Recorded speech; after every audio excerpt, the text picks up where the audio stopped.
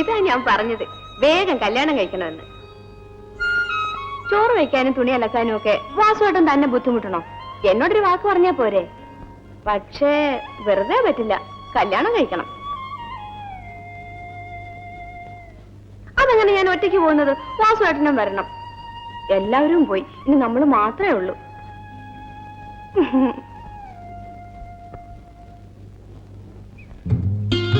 വാസുവേട്ടൻ എന്താ ഇങ്ങനെ ഒറ്റയ്ക്ക് കഴിയുന്നത്? എല്ലാവരും പറയുന്നത് വാസുവേട്ടൻ ഒരു ഒറ്റയാനാണെന്നാ. പക്ഷെ എനിക്കിഷ്ടം ഒറ്റയാനാണ് കേട്ടോ. ഒറ്റയാന ഉശിരുണ്ടാവുക. ഞാൻ കാര്യമായിട്ട് പറയുക. വാസുവേട്ടൻ എന്നെ കല്യാണം കഴിച്ചൂടെ? എന്നാ നമുക്ക് രണ്ടുപേർക്കും കൂടി ജോലിക്ക് പോവാം. ഒരു നല്ല വീടും വെച്ച് സുഖമായി ജീവിക്കാം. അച്ഛൻ ഇന്നലെയും കൂടി പറഞ്ഞു, മരിക്കുന്നതിന് മുൻപ് എന്റെ കല്യാണം നടന്നു കാണണമെന്ന്. ആ ശങ്കരേട്ടനാണെങ്കിൽ ദിവസം ഓരോ ആലോചനയായിട്ട് വരും. പക്ഷേ ഞാൻ വാസുവേട്ടനെ കല്യാണം കഴിക്കുള്ളൂ. വാസുവേട്ടാ,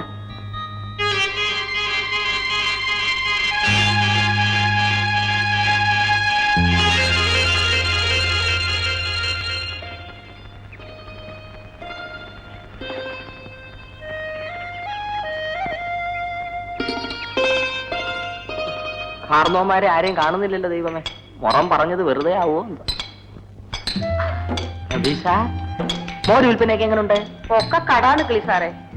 അയ്യോ സൂക്ഷിക്കണം, കടം കൊടുക്കരുത്. കലിയുഗത്തിൽ കടം കയറുമെന്നാ പ്രമാണം. കൊച്ചിരാമനമ്മാവാ, അമ്മാവാ, അമ്മാവാ ചത്തുപോയോ എന്തോ? ചത്തിട്ടൊന്നും ഇല്ലടേ, ഒരു സുഖവും ഇല്ലടേ. ഒരു 2 കുപ്പി കള്ളടിച്ചാൽ ഈ മല ഞാൻ പൊടിച്ചു കളി. അമ്മാവൻ പൊടിക്കോ ഇടിക്കോ എന്താന്ന് വെച്ചാ ചെയ്തു. അമ്മാവന്റെ കുടുംബത്തിലുള്ളവർക്കെല്ലാം സുഖമാണല്ലോ? ഞാനൊഴിച്ച് എല്ലാവർക്കും സുഖം തന്നെ.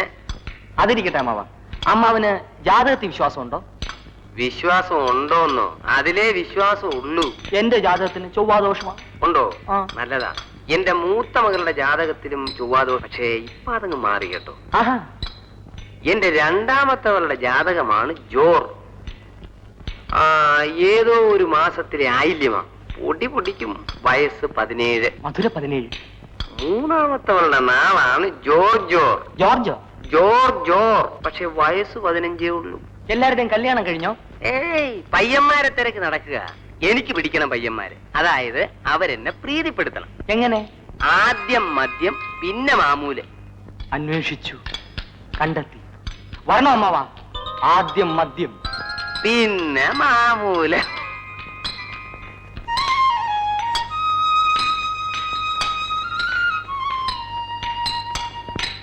ഞാൻ ഇനി വാസുവേട്ടനോട് മിണ്ടേ ഇല്ല. ഞാൻ എന്തെങ്കിലും പറഞ്ഞാൽ അത് ശല്യമല്ലേ? അല്ലെങ്കിൽ ഒന്ന് ചിരിക്കെങ്കിലും ചെയ്തൂടെ?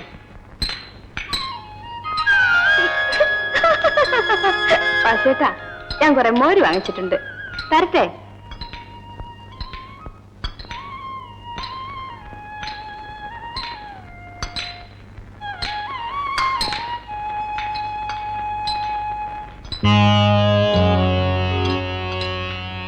എന്താടി ഇന്നത്തെ ശൃംഗാരം കഴിഞ്ഞോ? നോക്കി പേടിപ്പിക്കല്ലേ പെണ്ണെ. നിന്നെ പോലെ കുറെ പേരെ കണ്ടവനാ ഞാൻ. നാണുവിനോട് അധികം കളിക്കരുതെന്ന് ആ പൊട്ടമ്മാസുവിനോടും പറഞ്ഞേരെ കേട്ടോ.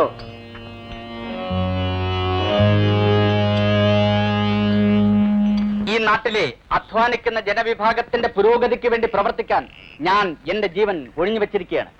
ഇന്നത്തെ ഈ മുതലാളിത്ത വ്യവസ്ഥിതി തകർത്ത് പാവങ്ങൾക്കും ഇവിടെ ജീവിക്കാനുള്ള സ്വാതന്ത്ര്യമുണ്ടെന്ന് തെളിയിക്കാൻ നിങ്ങൾ എനിക്ക് വോട്ട് രേഖപ്പെടുത്തുക. ഈ തെരഞ്ഞെടുപ്പിൽ നിങ്ങൾ എന്നെ വിജയിപ്പിക്കുക. പ്രിയപ്പെട്ട നാട്ടുകാരെ, രാപകൽ വിശ്രമമില്ലാതെ അധ്വാനിച്ചിട്ടും ജീവിക്കാൻ ബുദ്ധിമുട്ടുന്ന തൊഴിലാളികളുടെ കഷ്ടപ്പാടുകൾ കണ്ടാണ് ഞാൻ വളർന്നത്. വർഷങ്ങളേറെ കഴിഞ്ഞു. പല തിരഞ്ഞെടുപ്പുകളും പല മന്ത്രിസഭകളും വന്നു. പക്ഷേ പാവപ്പെട്ട തൊഴിലാളിയുടെ സ്ഥിതിക്ക് യാതൊരു മാറ്റവും വന്നിട്ടില്ല. തൊഴിലാളികളുടെ വിയർപ്പാണ് ഈ ഭൂമിയെ സമ്പന്നമാക്കുന്നത്.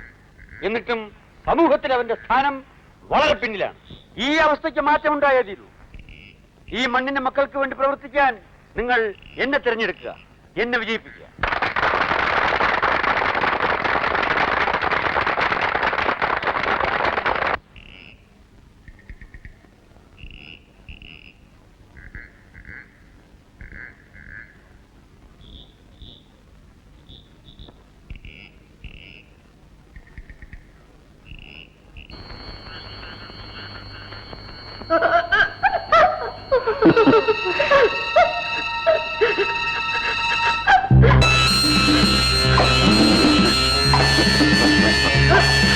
എന്നെ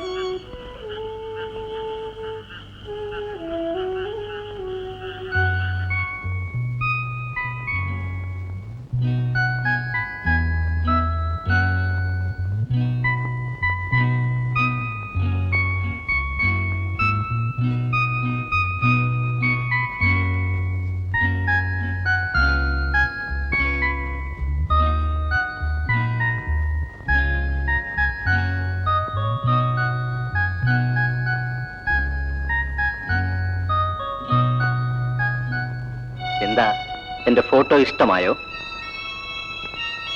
വേണമെങ്കിൽ എടുത്തോ. അല്ലെങ്കിൽ ഫോട്ടോ എന്തിനാ?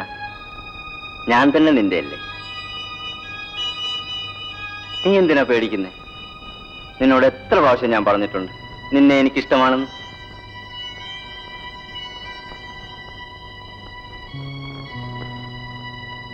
നിന്നെ ഞാൻ തീർച്ചയായും വിവാഹം ചെയ്യും. നീ വാ.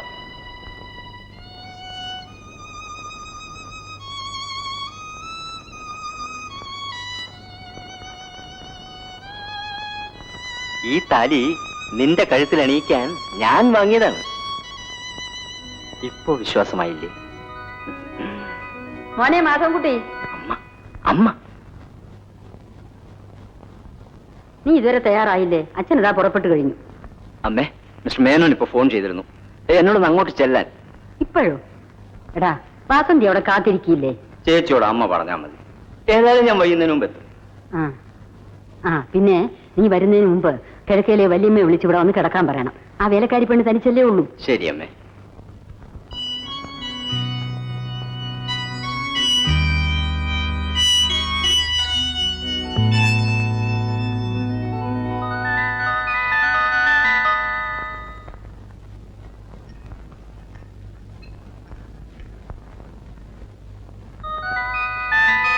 ഇന്ന് നമ്മൾ രണ്ടുപേരും മാത്രമേ ഉള്ളൂ ഇവിടെ.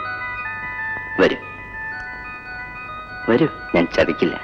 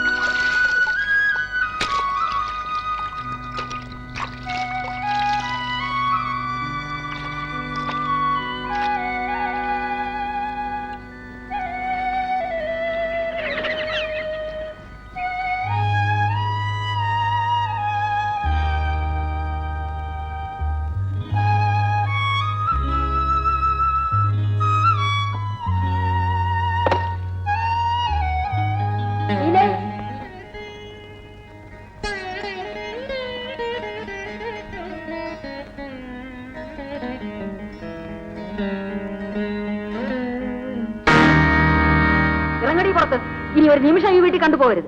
ആരോഗ്യമില്ലാത്ത ഒരു പാവമാണല്ലോ എന്ന് കരുതി ചെറുപ്പം മുതലേ ഞാൻ നിന്നെ ഇവിടെ താമസിപ്പിച്ചു. അതിന്റെ പ്രതിഫലം നീ ഞങ്ങൾക്ക് തന്നിടി. കുറെ നാളായി ഞാനും ഇത് ശ്രദ്ധിക്കുന്നു. അവളുടെ ശൃംഗാരവും ഒരു ചിരിയും. 1000 പ്രാവശ്യം ഞാൻ ചോദിച്ചു ആളാരാണെന്ന്. അത് അവൾക്ക് ഓർമ്മ ഉണ്ടായിട്ട് വേണ്ടേ? ആണുങ്ങൾ താമസിക്കുന്ന വീടായത്. ഇവിടെ കിടന്ന് നീ പെറ്റാ ഞങ്ങൾക്കാ കുറച്ചില്ലേ. ഈ കണ്ണീരുകൊണ്ടൊന്നും പ്രയോജനമില്ല. പൊയ്ക്കോടെയെങ്കിലും ഓ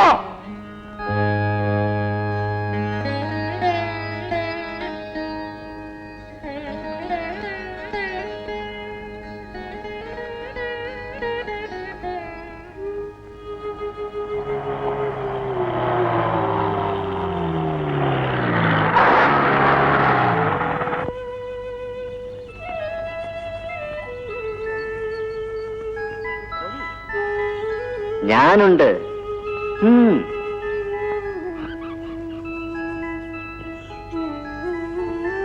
ഇറങ്ങ്.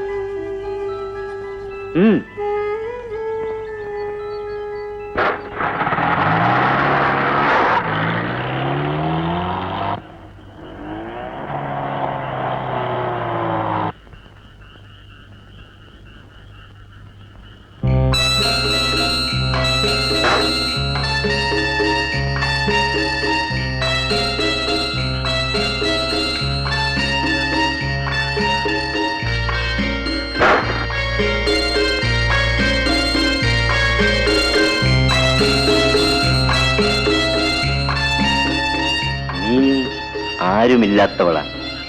പക്ഷെ എനിക്ക് ഒരുപാട് ബന്ധുക്കളുണ്ട്.